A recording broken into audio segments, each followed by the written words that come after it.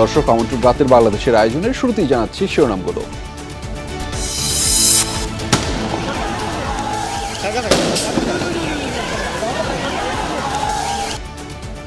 অসহযোগ আন্দোলন ঘিরে সারা দেশে নজিরবিহীন সংঘর্ষ। ২০ জেলায় ৮৬ জন নিহত, বিভিন্ন জায়গায় হামলা, ভাঙচুর, আগুন, ধাওয়া পাল্টা ধাওয়া।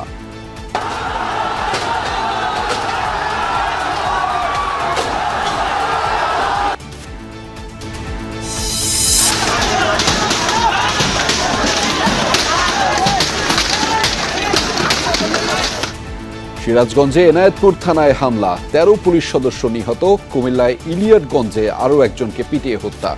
সারা দেশে ৩ শতাধিক পুলিশ আহত।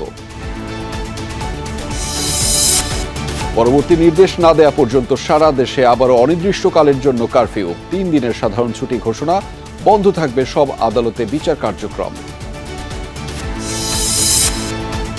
রাজধানীর বিভিন্ন জায়গায় সংঘর্ষ, শাহবাগে বিএসএমএমইউতে অ্যাম্বুলেন্সে অগ্নিসংযোগ, সিএমএম কোর্ট প্রাঙ্গণে পুলিশের গাড়িতে আগুন, সাউন্ড গ্রেনেড।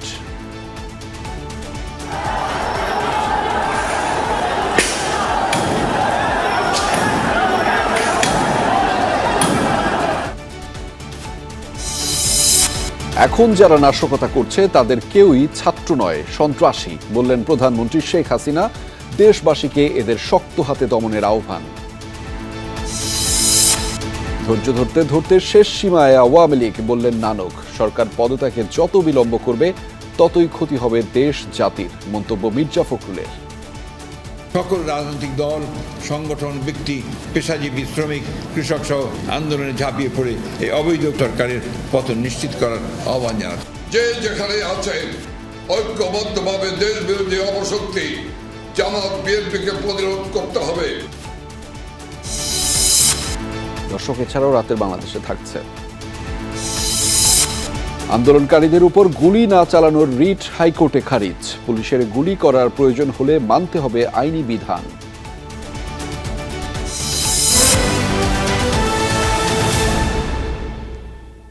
দর্শক, এতক্ষণ শিরোনাম দেখছিলেন, আপনাদের সঙ্গে আছি আমি আহমেদ রেজা। এবার জানাচ্ছি বিস্তারিত। দেশ জুড়ে দিনভর চলেছে নজিরবিহীন সংঘর্ষ। এতে রাজধানী সহ ২০ জেলায় ৮৬ জনের প্রাণহানি হয়েছে। এদের মধ্যে সিরাজগঞ্জ ও কুমিল্লায় নিহত ১৪ পুলিশ সদস্য রয়েছেন। অন্যান্যদের মধ্যে ঢাকায় ৭, লক্ষ্মীপুরে ৮, নরসিংদীতে ৬ এবং কিশোরগঞ্জ, মাগুরা ও রংপুরে ৪ জন করে প্রাণ হারিয়েছেন। রাজনৈতিক পরিচয় বিবেচনায় নিহতের তালিকায় থাকাদের মধ্যে অন্তত ২২ জন আওয়ামী লীগ ও সহযোগী সংগঠনের নেতাকর্মী, বিএনপির ৫ জন, শিক্ষার্থী অন্তত ১২ জন ও বাকিরা সাধারণ আন্দোলনকারী। আন্দোলন ঘিরে সিরাজগঞ্জে দিনভর চলে সংঘর্ষ। আন্দোলনকারী ও বিরোধীদের সংঘর্ষে নিহত হন রায়গঞ্জ স্বেচ্ছাসেবক লীগের সভাপতি আলামিন ও সাধারণ সম্পাদক গোলাম সারোয়ার। এছাড়াও জেলা যুবদলের সাংগঠনিক সম্পাদক রঞ্জুর রহমান ও ছাত্রদল কর্মী সুমন আহমেদও প্রাণ হারায়। নরসিংদীর মাধবদীতে ঢাকা সিলেট মহাসড়ক অবরোধ করে আন্দোলনকারীরা। পৌরসভায় প্রবেশের চেষ্টা করলেই বিরোধীদের সাথে বাধে সংঘর্ষ। এক পর্যায়ে সংঘর্ষে চরদিঘলদি ইউপি চেয়ারম্যান আওয়ামী লীগ নেতা দেলোয়ার হোসেন শাহীন ও সদর উপজেলা স্বেচ্ছাসেবক লীগের সাবেক সভাপতি মনিরুজ্জামান নিহত হন। এছাড়াও হতাহতের আরও খবর পাওয়া গেছে। মাগুরাতে দুপক্ষের সংঘর্ষ ঘিরে প্রাণ ঝরেছে, মারা যান মেহেদী হাসান রাব্বি। রংপুরেও সংঘর্ষ ঘিরে মৃত্যুর ঘটনা ঘটেছে। দুপক্ষের সংঘর্ষে প্রাণ হারিয়েছে সিটি কর্পোরেশন কাউন্সিলর ও পরশু থানা আওয়ামী লীগের সাধারণ সম্পাদক হারাধন রায় ও তার ভাগ্নে কমল। এছাড়া নিহত হন মাসুম ও খসরু নামের মহানগর যুবলীগের ২ কর্মী। ফেনীতেও অসহযোগ আন্দোলন ঘিরে চলেছে ধাওয়া পাল্টা ধাওয়া। মহিপালে দুপক্ষের সংঘর্ষ ঘিরে প্রাণহানির ঘটনা ঘটে। সিলেটেও দুপক্ষের সংঘর্ষ হয়। গোলাপগঞ্জে আন্দোলনকারী ও বিরোধীদের সংঘর্ষে ঘটেছে হতাহতের ঘটনা। মুন্সিগঞ্জ শহরের সুপারমার্কেট এলাকায় জড়ো হয় আন্দোলনকারীরা। এই স্থানে বিরোধীরা অবস্থান নিলে বাদে সংঘর্ষ ঘটে, হতাহতের ঘটনা।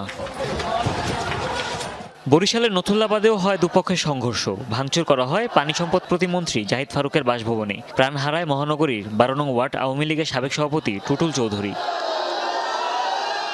এছাড়া লক্ষ্মীপুরে সংঘর্ষে কয়েকজন যুবলীগ কর্মী ও শিক্ষার্থীর মৃত্যুর খবর পাওয়া গেছে। এছাড়া শেরপুরেও সংঘর্ষে মারা গেছে ৩ জন। প্রাণহানি হয়েছে ভোলা ও জয়পুরহাটেও। হুমায়ুন রশিদ, যমুনা নিউজ। এদিকে দুর্বৃত্তদের হামলায় সিরাজগঞ্জ ও কুমিল্লায় ১৪ পুলিশ সদস্য নিহত হয়েছেন। এর মধ্যে সিরাজগঞ্জের এনায়েতপুর থানায় ১৩ পুলিশ সদস্যকে পিটিয়ে হত্যা করা হয়েছে। প্রত্যক্ষদর্শীরা জানিয়েছে, সকাল ১০টার দিকে মিছিল নিয়ে এনায়েতপুরের কেজির মোড়ের দিকে যাচ্ছিল আন্দোলনকারীরা। এ সময় পুলিশ বাধা দিলে দেখা দেয় উত্তেজনা। এক পর্যায়ে বিক্ষুব্ধরা থানায় হামলা চালায়, আগুন ধরিয়ে দেওয়া হয় থানা ভবনে। এক পর্যায়ে ১৩ পুলিশ সদস্যকে পিটিয়ে ও পানিতে ডুবিয়ে হত্যা করা হয়। এদিকে কুমিল্লার ইলিয়টগঞ্জে এরশাদ মিয়া নামে এক পুলিশ কনস্টেবলকে পিটিয়ে হত্যা করে দুর্বৃত্তরা। আগুন দেওয়া হয় পুলিশ ফাঁড়িতে। সব মিলিয়ে সারা দেশে ৩ শতাধিক পুলিশ আহত হয়েছে। বেশ কয়েকটি থানায় আক্রমণ চালানো হয়েছে।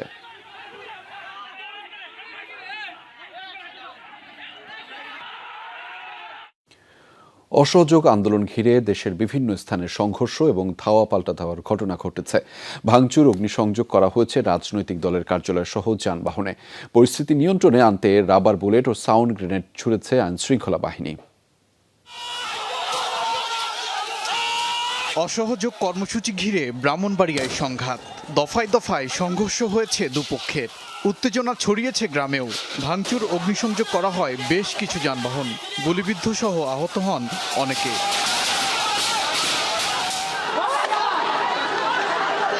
রূপগঞ্জে এশিয়ান হাইওয়ের কাঞ্চন চরপাড়া এলাকা।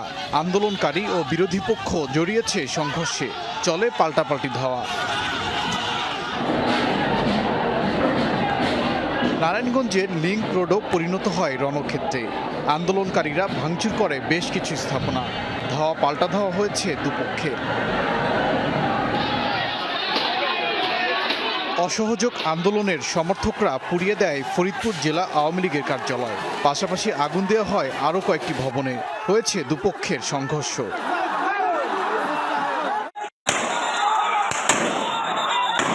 আন্দোলনকারীদের সাথে পুলিশের ধাওয়া পাল্টা ধাওয়া হয়েছে ঝিনাইদহে। পরিস্থিতি নিয়ন্ত্রণে টিয়ার শেল ও সাউন্ড গ্রেনেড ছোড়ে পুলিশ।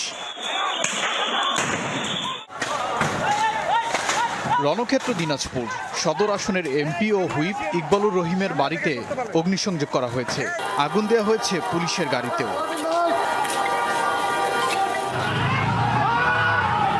সহিংসতা হয়েছে নাটোরেও, চলে ধাওয়া পাল্টা ধাওয়া।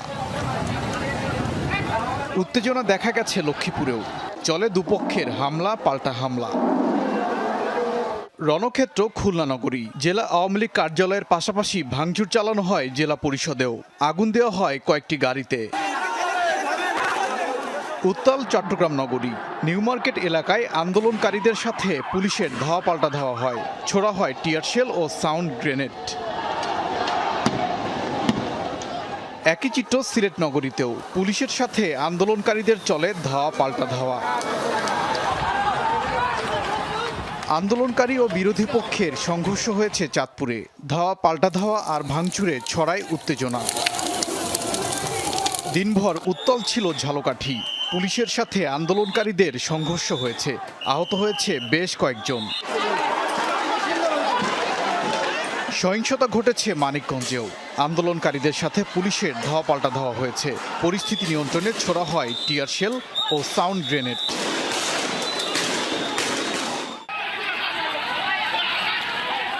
কুমিল্লায় আন্দোলনকারীদের ধাওয়া দিয়েছে বিরোধীরা। এ সময় গুলিবর্ষণ ও ককটেল বিস্ফোরণের ঘটনাও ঘটে। পঞ্চগড়ে সংরক্ষিত মহিলা আসনের সংসদ সদস্য, আওয়ামী লীগ কার্যালয় সহ নেতাকর্মীদের বাড়িতে ভাঙচুর ও অগ্নিসংযোগ করা হয়েছে।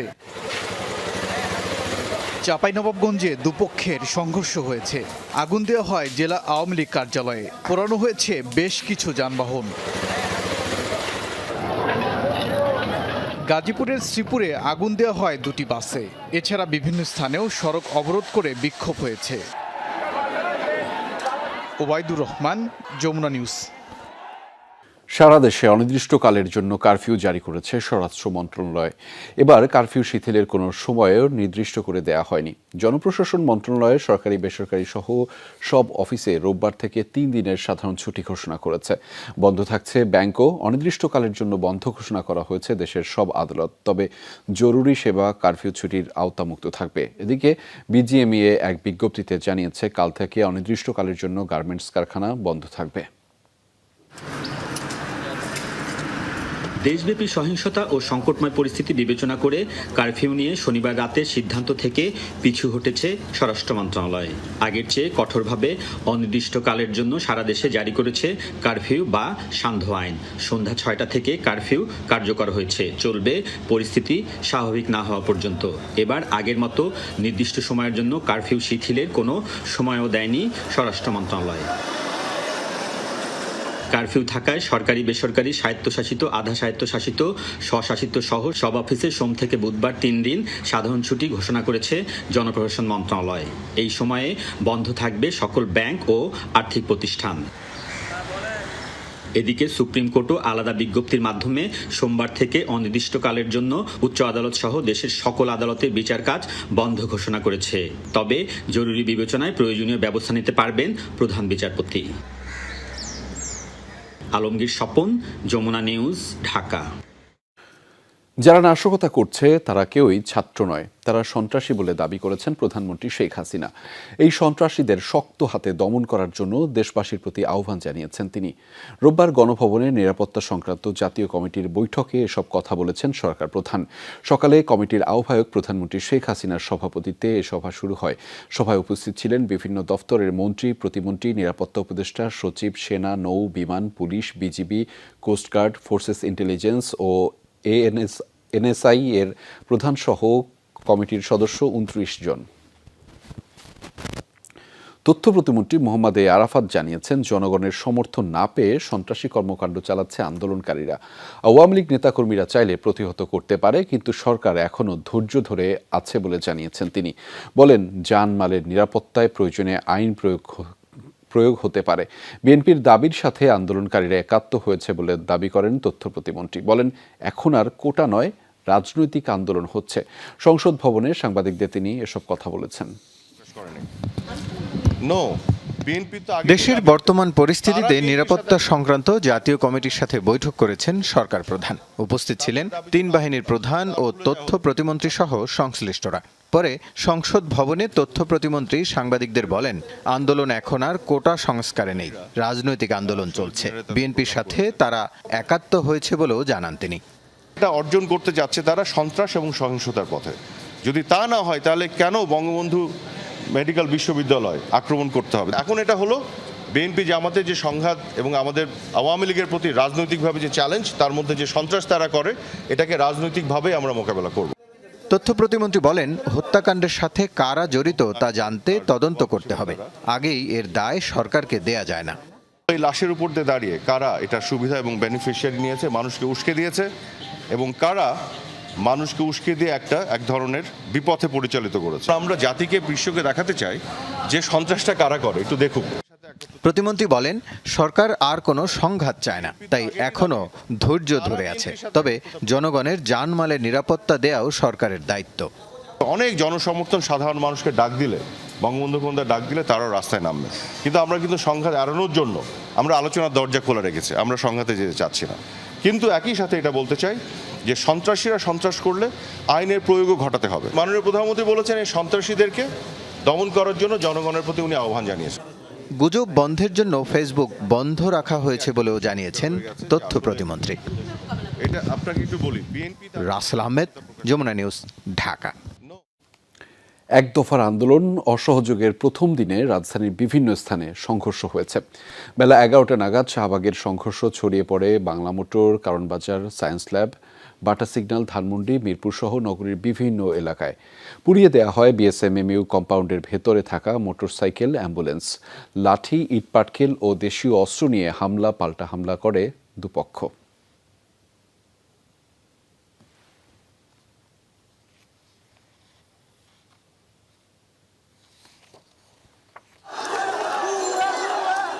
রোববার বেলা 11টার দিকে ঢাকা বিশ্ববিদ্যালয় এলাকা থেকে মিছিল বের হয় আন্দোলনকারীদের পক্ষে। অসহযোগের পক্ষে স্লোগান দেয় তারা। মিছিল নিয়ে বিক্ষোভকারীরা অবস্থান নেয় শাহবাগ মোড়ে। এখানেই তৈরি হয় উত্তেজনা। শাহবাগ মোড়ে আগে থেকেই অবস্থান ছিল সরকার সমর্থকদের। মিছিলটি শাহবাগ মোড়ে এলে বিএসএমএমইউর ভেতরে অবস্থান নেয় তারা। ভেতর বাইরে দুপক্ষ স্লোগান দিতে থাকলে তৈরি হয় উত্তেজনা। আন্দোলনকারীরা বঙ্গবন্ধু মেডিকেল বিশ্ববিদ্যালয়ের দিকে এগিয়ে গেলে উভয় পক্ষে ধাওয়া পাল্টা ধাওয়া হয়। এ সময় হাসপাতালের মধ্যে পার্কিংয়ে থাকা অ্যাম্বুলেন্স ও গাড়িতেও আগুন দেয়া হয়, জ্বালিয়ে দেয়া হয় 6টি মোটরসাইকেল। দুপক্ষের ইটপাটকেল নিক্ষেপ আর ধাওয়া পাল্টা ধাওয়ার মধ্যে ঠিক ভেতর থেকে এভাবেই আগুন ধরিয়ে দেয়া হয়। এরপর যারা বিক্ষুব্ধ আন্দোলনকারীরা তারা সব এই বঙ্গবন্ধু শেখ মুজিব মেডিকেল বিশ্ববিদ্যালয়ের ভেতরে তারা প্রবেশ করে। চলছে দুপক্ষের সংঘর্ষ। দাউ দাউ করে যখন আগুন জ্বলছে তখন ব্যাপক ভাঙচুর চালানো হয় হাসপাতালের ভেতরে। আহত হয় দুই পক্ষই। আউটডোরে এখানে গ্যাঞ্জাম করে লড়ানি খায়া আমাদের 5 নাম্বার গেট দিয়ে সব ঢুকেছে। আমি হাসপাতালে আসছি বহির্বিভাগের রুগী নিয়ে, দেখি যে ভিতরে অনেক পোলাপাইন হইছে করতেছে। আমরা চোখে সামনে ডাক্তাররা চিকিৎসা দিচ্ছিলাম, সেই অবস্থায় ওকে অ্যাটাক করা হয়েছে। আমরা কোনো রকম মাফ চেয়ে তালাকে আমরা ইমার্জেন্সি পর্যন্ত নিয়ে যেতে পারছি, ওকে সেভ করতে পারছি। চিকিৎসকরা জানান হাসপাতালে থাকা কোনো রোগীর ক্ষতি হয়নি, তবে আতঙ্কিত সবাই। আমরা সবগুলা গেটের ভিতরে আমরা আটকে দিয়েছিলাম যাতে কোনো বহিরাগতই ঢুকতে না পারে। ইভেন পেশেন্টদের অ্যাটেন্ডেন্টদের নামেও যারা আসতে চাচ্ছিল ভিতরে, আমরা তাদেরকেও অ্যালাউ করি না। শাহবাগের সংঘর্ষ ছড়িয়ে পড়ে বাংলা মোটর, কারওয়ান বাজার সহ আশপাশে। দফায় দফায় ধাওয়া পাল্টা ধাওয়া, ভাঙচুর আর অগ্নিসংযোগ চলতেই থাকে, আর একটানা গোলাগুলি। বিকেলের পর কারওয়ান বাজার থেকে অ্যাকশনে যায় পুলিশ। সায়েন্স ল্যাব ও ধানমন্ডি এলাকায়ও ছড়িয়েছে সংঘর্ষ। সেখানেও দুই পক্ষের মধ্যে ধাওয়া পাল্টা ধাওয়ার ঘটনা চলতে থাকে। এ সময় আইনশৃঙ্খলা বাহিনী সাউন্ড গ্রেনেড, টিয়ার শেল ও গুলি ছোড়ে। সকাল থেকে মিরপুর 10 নম্বরে অবস্থান ছিল সরকার সমর্থকদের। দুপুরের পর আশপাশের বিভিন্ন সড়ক থেকে আন্দোলনকারীরা গোল চত্বরের দিকে আসতেই শুরু হয় সংঘর্ষ। দফায় দফায় সংঘর্ষের এক পর্যায়ে সেখানে যায় সেনাবাহিনী। সেনা সদস্যদের ধাওয়ায় মিরপুর 2-এর দিকে চলে যায় সরকার সমর্থকরা। এসবের বাইরে দুপুর 12টার দিকে ঢাকা সিএমএম কোর্ট গেট ভেঙে আদালত চত্বরে প্রবেশ করে একটি দল। আদালত চত্বরে হামলা ও ভাঙচুর চালায় তারা। পুলিশ কয়েকটি সাউন্ড গ্রেনেড ছুড়লে আন্দোলনকারীরা ছত্রভঙ্গ হয়ে যায়। আখলাকুস সাফা, যমুনা নিউজ, ঢাকা। সংঘর্ষ হয়েছে উত্তরা, যাত্রাবাড়ি, বাড্ডা, প্রগতি সরণি, মিরপুর সহ আরও বিভিন্ন এলাকায়। প্রায় সব স্থানেই আন্দোলনকারীদের সঙ্গে পুলিশ ও সরকার দলীয় পক্ষের সংঘাত, সহিংসতা হয়। কোথাও কোথাও ভাঙচুর, অগ্নিসংযোগের ঘটনাও ঘটে। বিভিন্ন স্থানে বেশ কয়েকজন হতাহত হয়েছেন। আন্দোলনকারীরা জানিয়েছেন যৌক্তিক দাবিতেই রাজপথে আছেন তারা, ঘরে ফিরবেন দাবি আদায় করেই। দুপুর 1টার দিকে উত্তরার প্রধান সড়কে ধোঁয়ার কুণ্ডলী। অসহযোগ আন্দোলন ঘিরে রাজধানীর উত্তরায় ব্যাপক সংঘাত, সহিংসতা হয়েছে। আন্দোলনকারীদের সঙ্গে সরকার সমর্থকদের ধাওয়া পাল্টা ধাওয়াতে রণক্ষেত্রে পরিণত হয় পুরো এলাকা। উত্তেজনা ছড়িয়ে পড়ে আশপাশে, দিক বিদিক ছুটে মানুষ। এক পর্যায়ে বেশ কিছু চেয়ার আর একটি মোটরসাইকেল ভাঙচুর করা হয়, দেয়া হয় আগুন। প্রধান সড়কে অবস্থান নেয় আন্দোলনকারীরা, আর অন্য পক্ষের অবস্থান ছিল অলিগলি আর উত্তরা থানার আশপাশে। দুপক্ষের সংঘর্ষে বেশ কয়েকজন আহত হন। যাত্রাবাড়িতে সকাল থেকেই দুই পক্ষ বিক্ষোভ করে। শনির আখড়ার দিকে আন্দোলনকারীরা আর যাত্রাবাড়ি মোড়ে অবস্থান নেয় সরকার সমর্থকরা। দুপুরের দিকে দুই পক্ষের ধাওয়া পাল্টা ধাওয়া হয়। এক পর্যায়ে পুরো এলাকা রণক্ষেত্রে পরিণত হয়, আহত হয় বেশ কয়েকজন। এরপর থানার সামনে অবস্থান নিয়ে বিক্ষোভ করে আন্দোলনকারীরা। সেখানে জলকামানের গাড়িতে আগুন দেওয়া হয়, গেট ভেঙে থানায় আক্রমণের চেষ্টা চালানো হয়। পরে পুলিশ সাউন্ড গ্রেনেড, টিয়ার শেল আর রাবার বুলেট নিক্ষেপ করে পরিস্থিতি নিয়ন্ত্রণে আনে।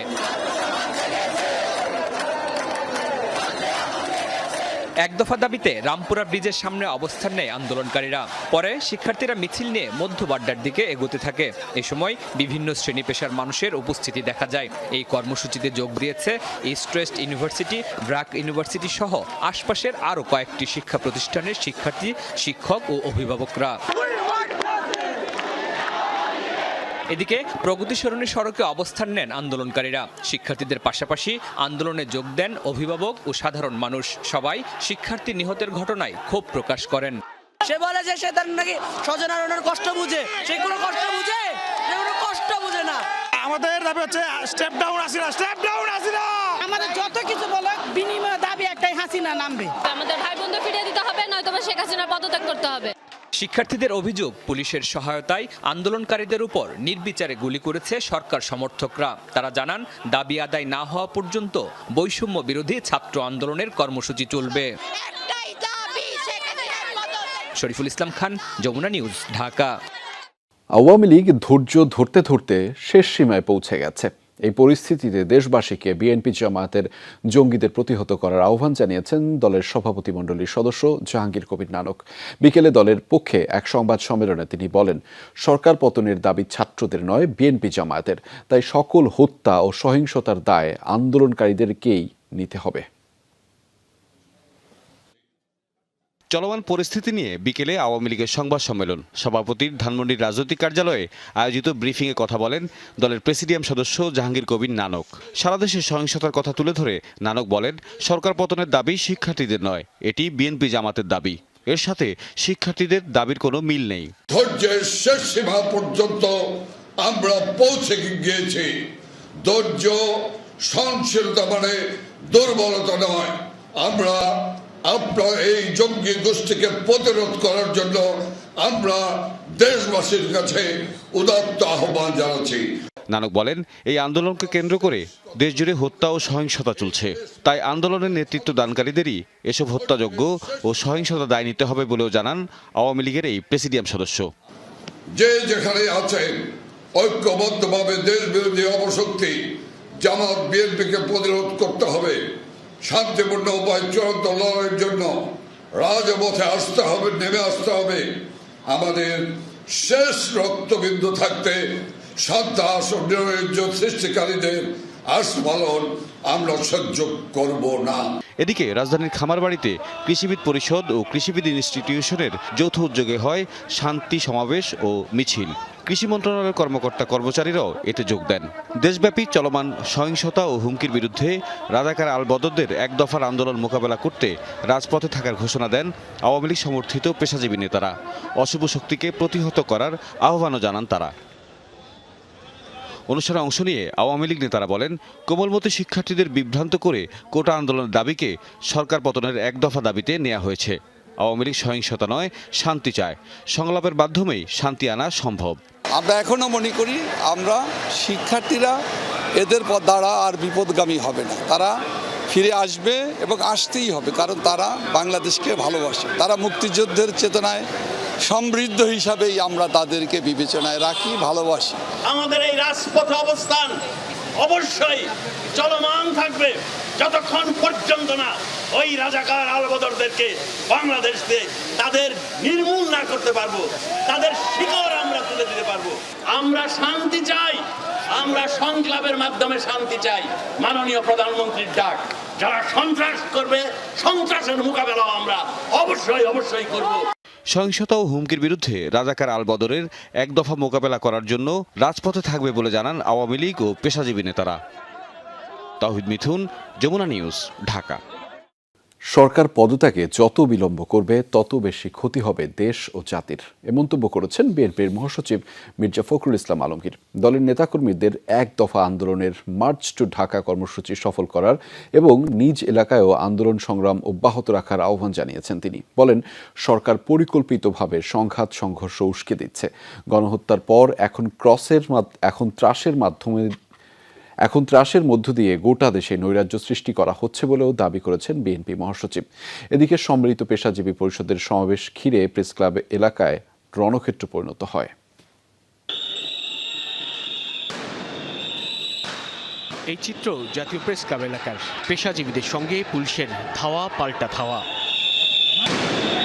বিএনপি মনা সম্মিলিত পেশাজীবী পরিষদের সমাবেশ ছিল প্রেস ক্লাবের সামনে। সমাবেশের এক পর্যায়ে হাইকোর্টের দিক থেকে পুলিশের সাউন্ড গ্রেনেড, টিয়ার শেল ও ফাঁকা গুলি। সচিবালয়ের দিকে অবস্থান আওয়ামী লীগের অঙ্গ সংগঠনের নেতাকর্মীদের। ত্রিমুখী সংঘর্ষে প্রায় 2 ঘন্টা উত্তপ্ত ছিল প্রেস ক্লাব সেগুনবাগিচা এলাকা। এদিকে সকালে গুলশানে বিএনপি চেয়ারপারসনের কার্যালয়ে সংবাদ সম্মেলনে কথা বলেন মহাসচিব মির্জা ফখরুল ইসলাম আলমগীর। বলেন, জনগণের বিরুদ্ধে যুদ্ধ ঘোষণা করেছে সরকার। তত বেশি ক্ষতি হবে দেশের, জাতির, তত বেশি ক্ষতি হবে আওয়ামী লীগেরও রাজনৈতিক দল হিসেবে। আওয়ামী লীগ আজকে যে ভূমিকা অবতীর্ণ হয়েছে, এতে কি আওয়ামী লীগ? আমরা যে আওয়ামী লীগকে অতীতে চিনতাম সেই আওয়ামী লীগ তো এটা নয়। এখন এটা পাকিস্তানি হানাদার বাহিনীকেও ছাড়িয়ে গেছে। এখনো কি তাদের বোধোদয় হচ্ছে না? আমি সেজন্য বলছি যে আমি প্রে করি, প্রার্থনা করি তাদের সম্বিত ফিরে আসুক, জনগণের দাবি মেনে নিয়ে তারা সরে যান। বৈষম্য বিরোধী ছাত্র আন্দোলনের সাথে সকলকে রাজপথে নামার আহ্বান জানিয়ে মির্জা ফখরুল বলেন, তীব্র গণ আন্দোলনে পতন জেনে আওয়ামী লীগ সরকার আবারও সংঘাত ও সন্ত্রাসের আশ্রয় নিয়েছে।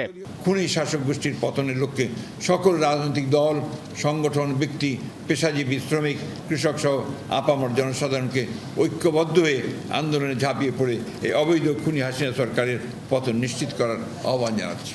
আইন শৃঙ্খলা রক্ষাকারিণী সকলের কাছে আমাদের আবেদন, জনগণের রক্তে, ছাত্রদের রক্তে আর যেন আমাদের রাস্তা যেন আপনার রঞ্জিত না হয়।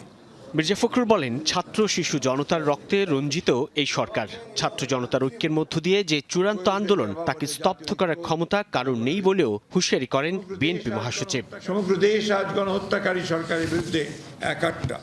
সাইফুদ্দিন রবিন, যমুনা নিউজ, ঢাকা। দেশের ভেতর যাতে যুদ্ধ পরিস্থিতি তৈরি না হয় সেজন্য সকল শ্রেণী পেশার মানুষকে নিয়ে শান্তি প্রতিষ্ঠা করতে চান অবসরপ্রাপ্ত সাবেক সেনা কর্মকর্তারা।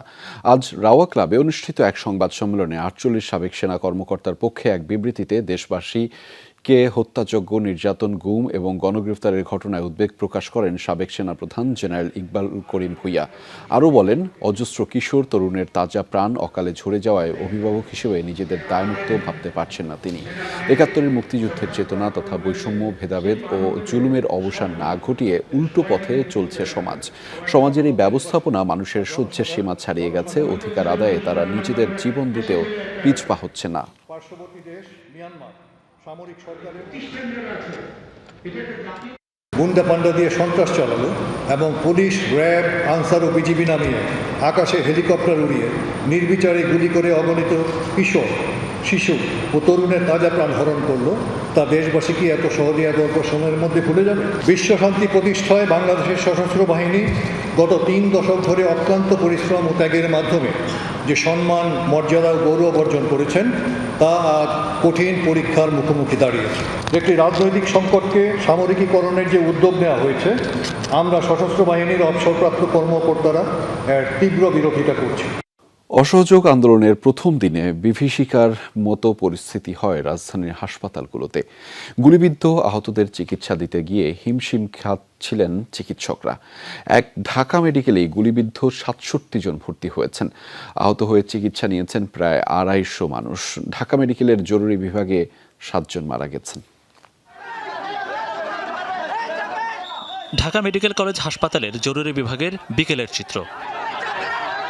এমনিতে সকাল থেকে জরুরি বিভাগে আসতে থাকে সংঘর্ষে আহতরা। দুপুর থেকে বাড়তে থাকে সেই সংখ্যা। জরুরি বিভাগের চিকিৎসক, নার্স ও অন্য কর্মীদের তখন হাঁসফাঁস অবস্থা। সমস্যা দেখা দেয় আহতদের অনেকেই ছিলেন গুলিবিদ্ধ। যাদের পারা গেছে চিকিৎসা দিয়ে ছেড়ে দেওয়া হয়েছে আর ভর্তি করে নেওয়া হয় 67 জন গুলিবিদ্ধকে। গুলিস্তান যাত্রাবাড়ি গেছে টিপ নেওয়া, যাত্রাবাড়ি যাওয়ার পরে আর কি এই সমস্যা হয়েছে।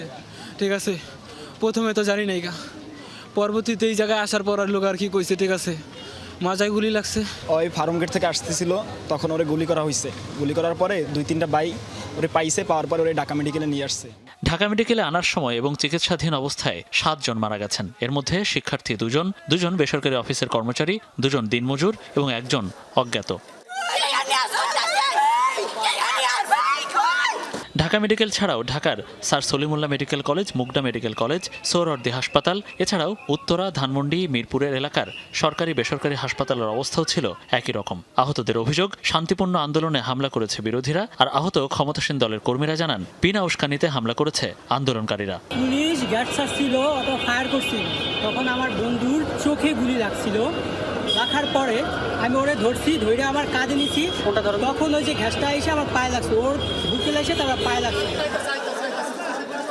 বিকেলের পর সমস্যা আরও বেড়ে যায় যখন ঢাকার বাইরে প্রায় সব জেলার হাসপাতালগুলো থেকে আহতদের পাঠানো হচ্ছিল ঢাকার হাসপাতালগুলোতে। গুরুতর রোগীদের ভর্তিও করতে পারছে না কর্তৃপক্ষ, কারণ হাসপাতালে তিল ধারণের ঠাঁই নেই।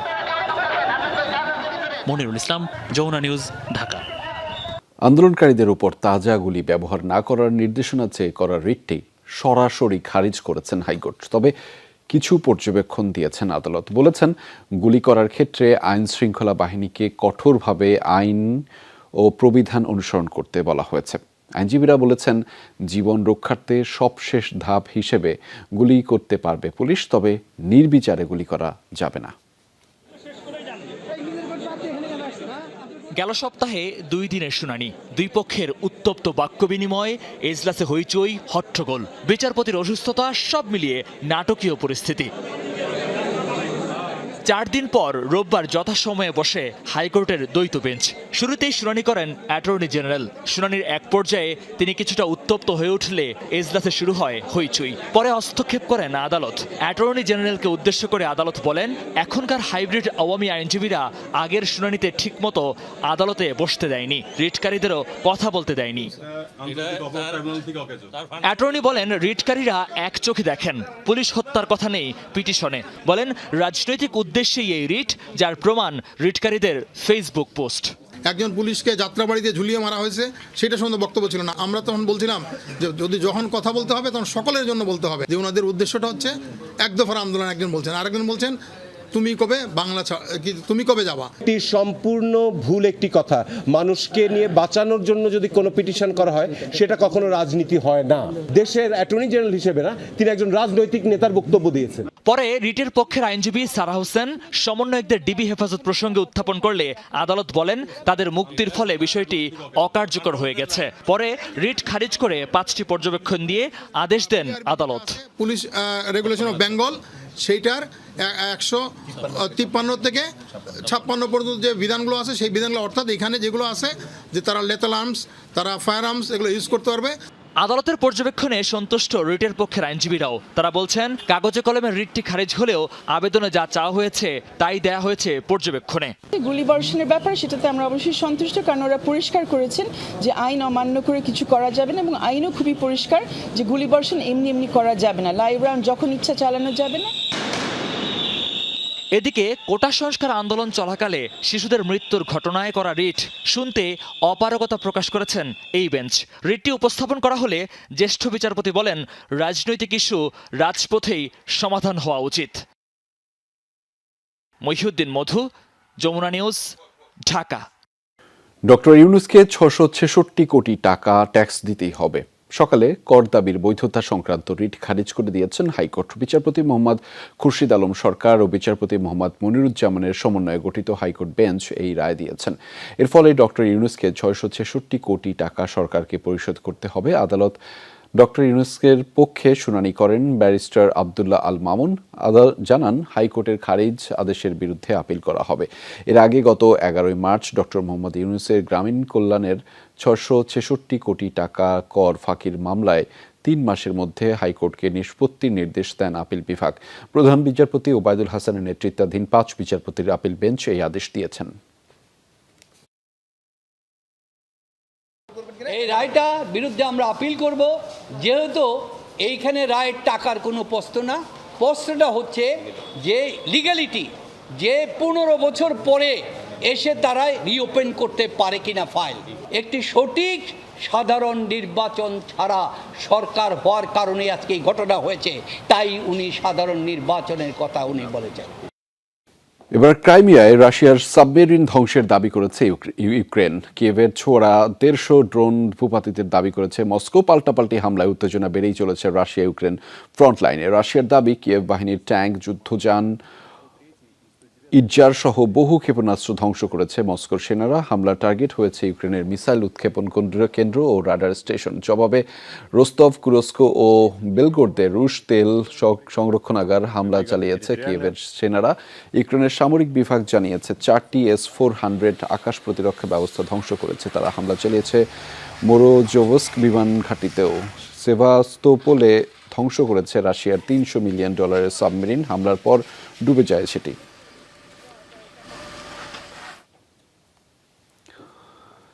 আবারও যুক্তরাষ্ট্রের ড্রোন ভূপাতিত করল ইয়েমেনের সশস্ত্র গোষ্ঠী হুতি বিদ্রোহীরা।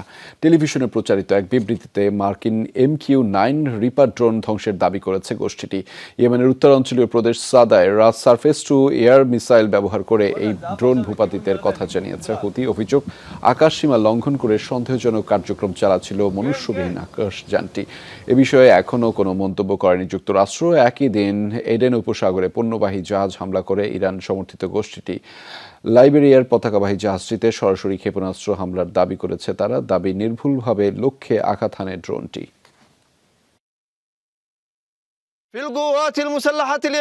আল্লাহর অশেষ ইচ্ছায় ইয়েমেনের বিমান বাহিনী যুক্তরাষ্ট্রের MQ-9 ড্রোনটি ধ্বংস করে।